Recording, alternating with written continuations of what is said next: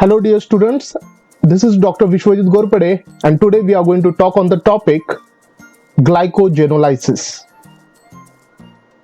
After completion of this video, you will be able to describe the pathway of glycogenolysis.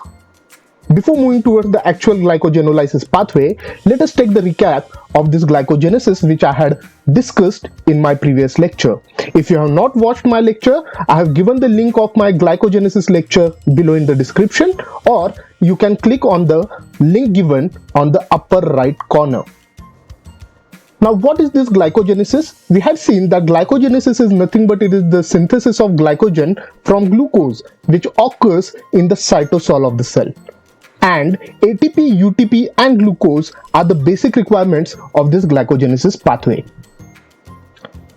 Now in this pathway, we had seen that initially the glucose gets phosphorylated in presence of enzyme glucokinase to give you glucose 6-phosphate, where ATP gives its phosphate group to the glucose which gets attached to the C6 position of glucose to give us glucose 6-phosphate.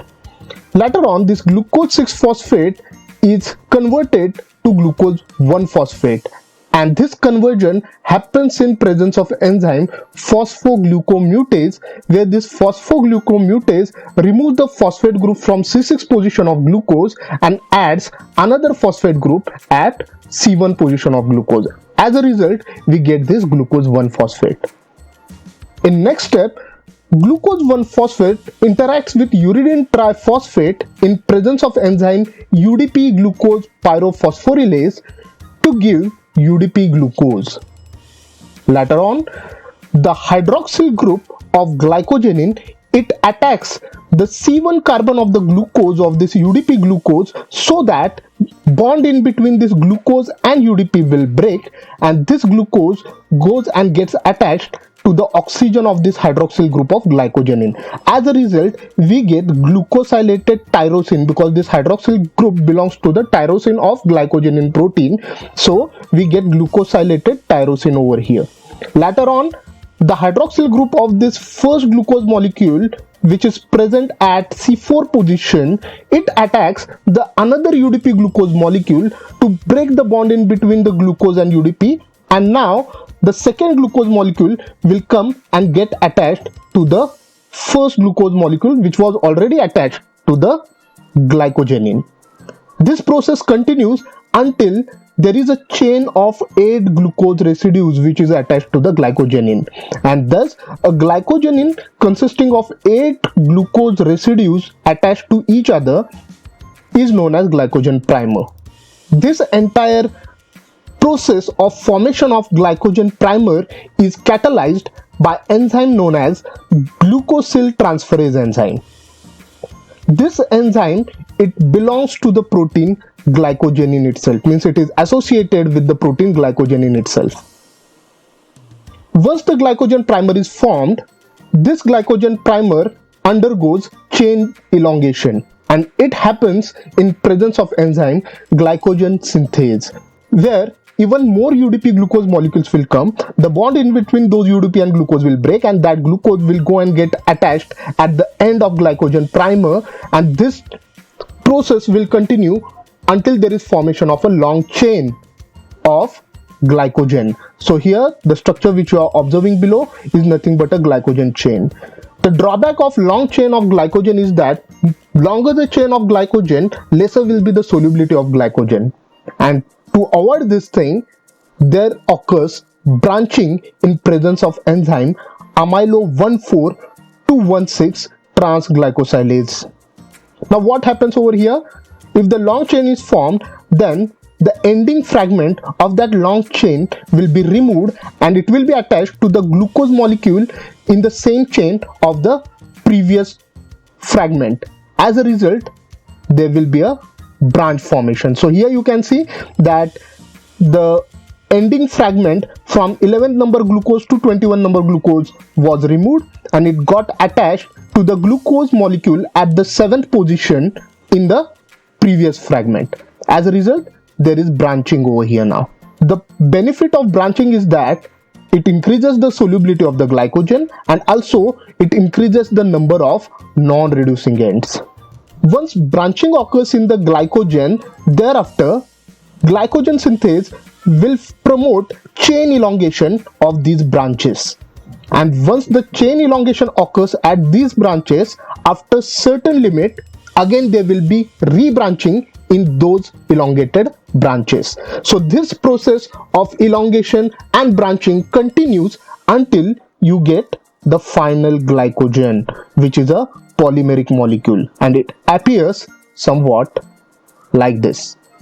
So this is the structure of glycogen polymeric molecule, where this G is nothing but glycogenin. This orange color chain is the previous primary chain of the glycogen. It underwent branching at two places, which have been indicated by blue colored chains. These blue colored chains, they further underwent elongation, and again there is branching in those elongated branches, and these elongated branches have underwent branching. Those branches again undergo elongation and further branching, and this process continues until there is formation of a final polymeric glycogen molecule. Now let us talk about glycogenolysis. Glycogenolysis, as the name suggests, it is the lysis of glycogen. Lysis of glycogen means it is breakdown of glycogen. So glycogenolysis is nothing but it is breakdown of glycogen, which is present in liver and muscles, because in our last lecture we had seen that glycogen is mainly present in liver and the muscles. So breakdown of this glycogen will be known as glycogenolysis, and it is an irreversible pathway. You cannot reverse this pathway of glycogenolysis. The third point of this glycogenolysis is that the breakdown of glycogen occurs usually at alpha 1,4 position. Alpha 1,4 position means it is the alpha 1,4 glycosidic linkage. So here you can see the two glucose molecules which are linked by alpha 1,4 glycosidic linkage. What is alpha 1,4 glycosidic linkage? That I have explained in my previous lecture. So it is nothing but it is the glycosidic linkage formed in between C1 carbon of this second glucose molecule and C4 carbon of the first glucose molecule, which is attached to the tyrosine of glycogenin.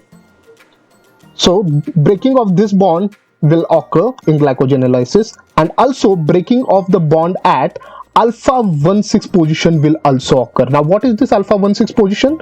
This is the alpha 1,6 position, means it was the bond which was formed during branching in glycogenesis, which we had seen in our previous lecture. So this is the alpha 1,6 linkage. Of course it is not a glycosidic linkage, and it is the link formed in between C1 carbon of the first glucose of branch and C6 carbon of the glucose which was present in the primary chain. Now let us talk about the actual glycogenolysis pathway. Glycogenolysis usually occurs in three steps. The first step is action of glycogen phosphorylase enzyme.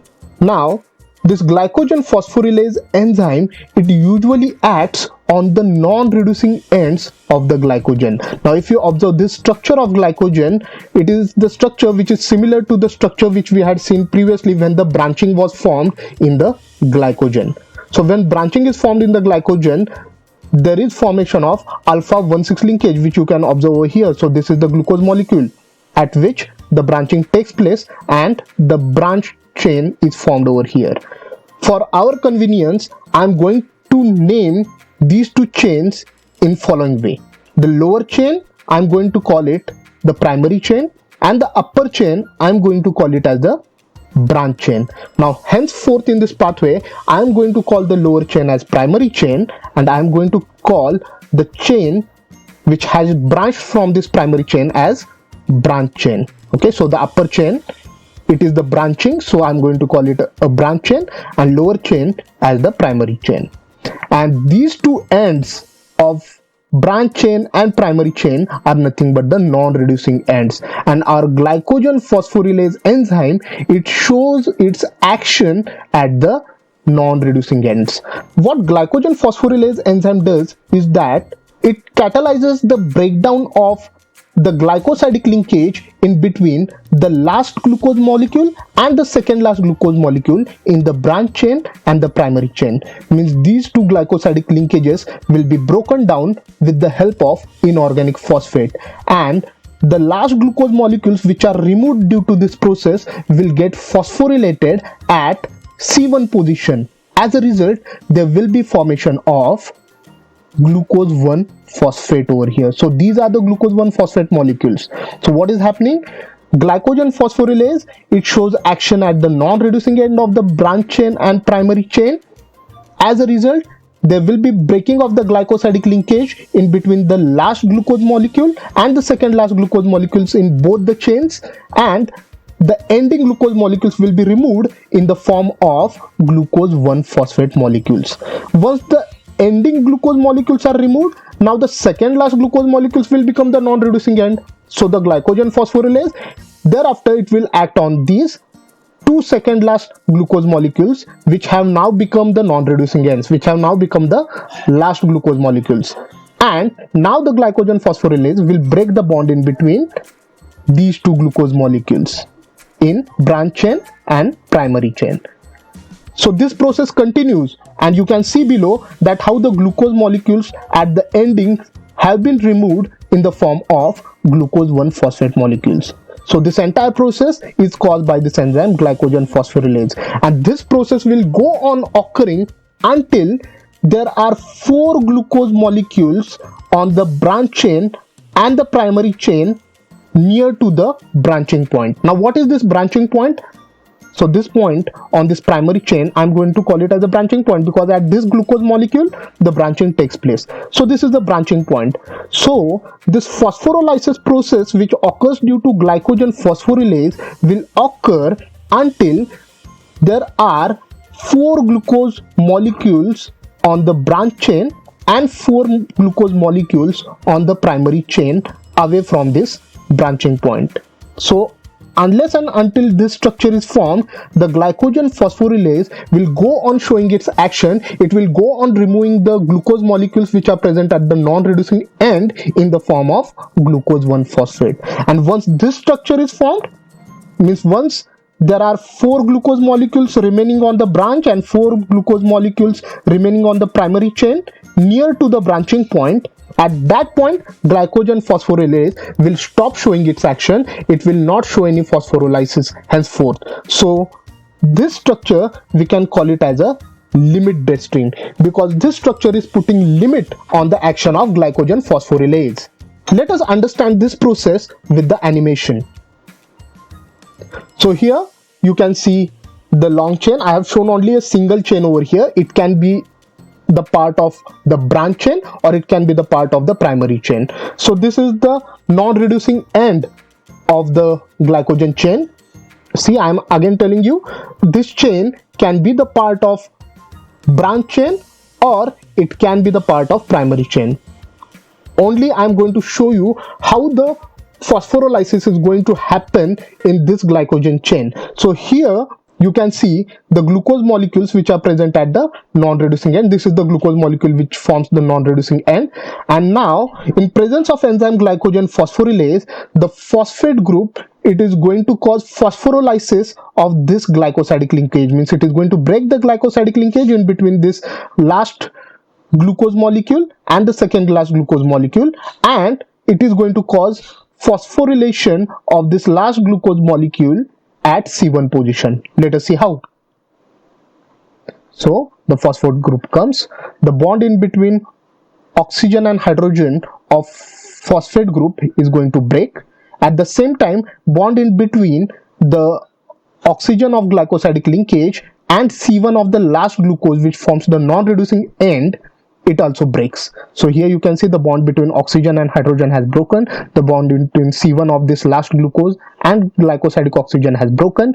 Now this hydrogen will go and get attached to this oxygen, and this C1 will come and get attached to this oxygen of the phosphate group. As a result, there will be formation of glucose 1 phosphate. Let us see how.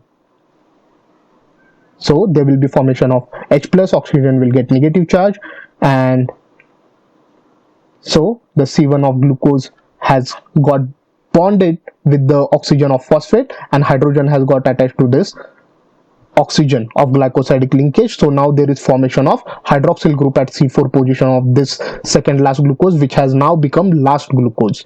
So here is the formation of glucose 1-phosphate, which gets removed. Now glycogen phosphorylase will show action on this glucose molecule, which is now forming the non-reducing end. So its phosphorylation will occur and it will get removed in the form of glucose 1-phosphate. Now this glucose molecule is the non-reducing end, so it will get phosphorylated and get removed.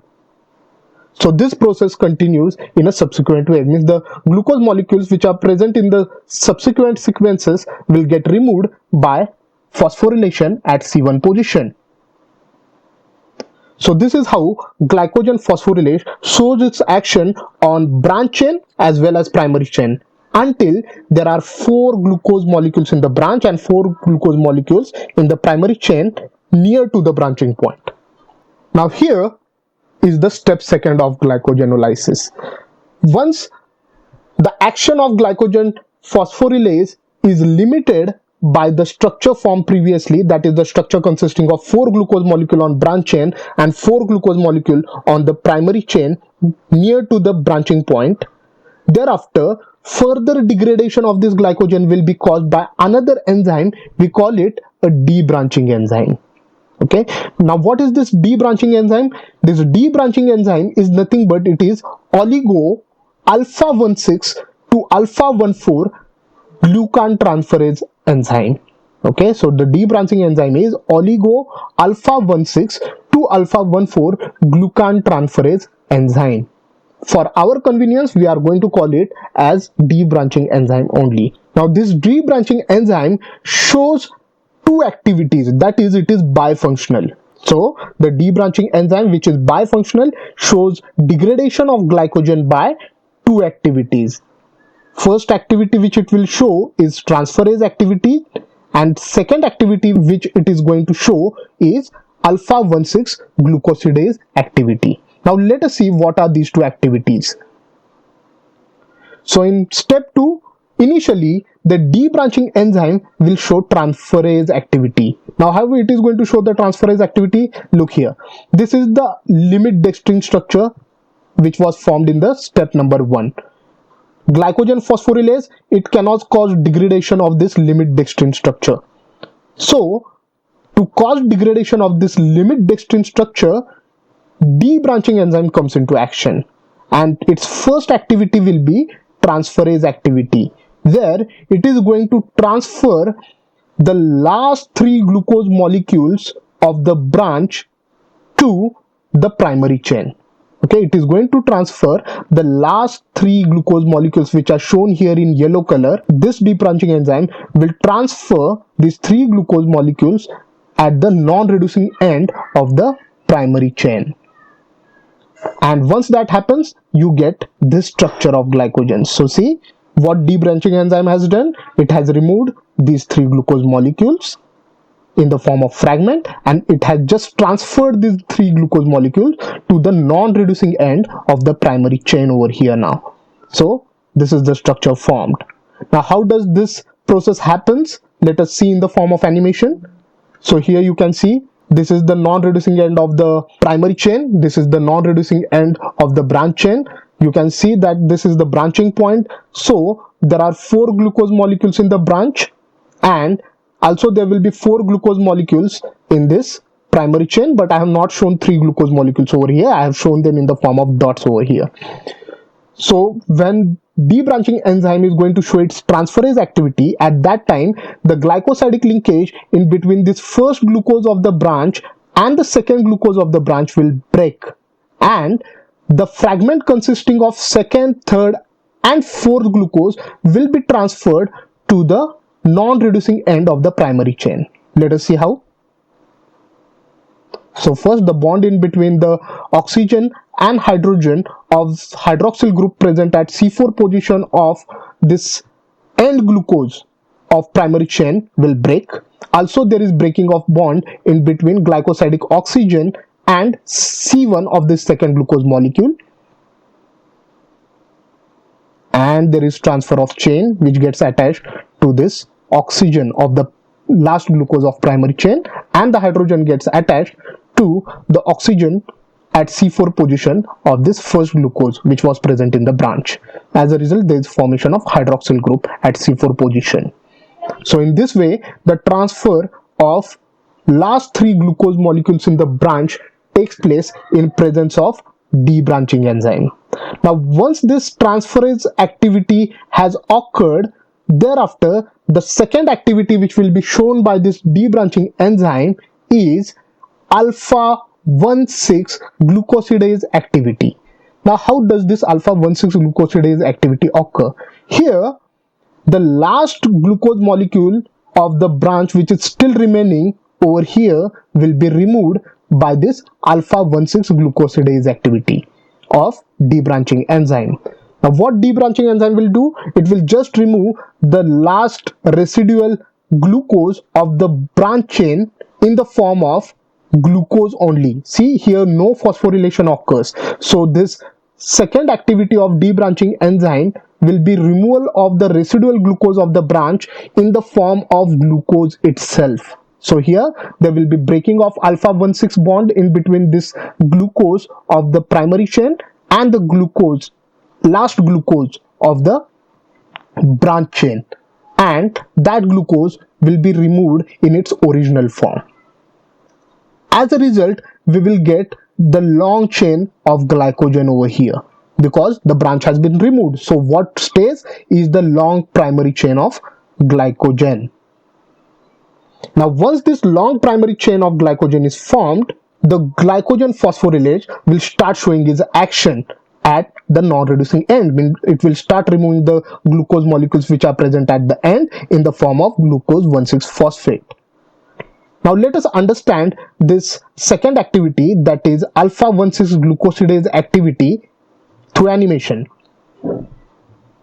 So here you can see that the second activity is a hydrolysis activity where hydrolysis of alpha 1,6 linkage will occur over here. So this is your last residual glucose of the branch chain which is attached to C6 carbon of this glucose molecule by alpha 1,6 linkage. Hydrolysis of this linkage occurs in this way. So here I have shown the water molecule OH which is bonded to hydrogen atom, means there is a bond in between this oxygen and hydrogen. This water will come closer to this alpha 1,6 linkage, and now there will be breaking of bond in between this oxygen and hydrogen of water and C1 carbon and oxygen of this alpha 1,6 linkage. So the bond breaks. Once the bond breaks, this hydroxyl of water will go and get attached to the C1 position. This hydrogen will get attached to this oxygen. As a result, now there is formation of glucose. This is the original glucose molecule which will be removed, and here there will be formation of CH2OH. So in this way you get a long primary chain of glycogen on which now glycogen phosphorylase enzyme will again start showing its action, so that the glucose molecule at the non-reducing ends will get removed in the form of glucose 1-phosphate. Now let us see step 3. Step 3 is nothing but it is formation of glucose 6-phosphate and glucose. How glucose 6-phosphate and glucose will be formed? Let us see. Now this was our long primary chain which was formed after the action of debranching enzyme. Now glycogen phosphorylase, it starts removing glucose molecules at the non-reducing end of this primary chain, one after another, in the form of glucose 1-phosphate. Now once all the glucose molecules present in this chain are removed in the form of glucose 1-phosphate, that glucose 1-phosphate will be again converted to glucose 6-phosphate, and this job will be done by phosphoglucomutase enzyme. See, in glycogenesis, phosphoglucomutase helped in conversion of glucose 6-phosphate to glucose 1-phosphate. Now the same phosphoglucomutase enzyme will convert this glucose 1-phosphate to to glucose 6-phosphate. Means what it will do? It will remove the phosphate group from C1 position of glucose and it will add its own phosphate group at C6 position. As a result, there will be formation of glucose 6-phosphate. Once this glucose 6-phosphate is formed, this glucose 6-phosphate can be used for glycolysis or it can be further degraded to form glucose in presence of enzyme glucose 6-phosphatase. So the glucose 6-phosphatase will remove the phosphate group which is present at C6 position of glucose 6-phosphate, and finally you will get glucose, and this process occurs in liver. So this is the way glucose is formed from glycogen. Means glycogen is broken down in glycogenolysis pathway to form glucose. So these are the references which I have used for the preparation of this lecture. Thank you all. If you are having any doubts, you can contact me on my email. Thank you.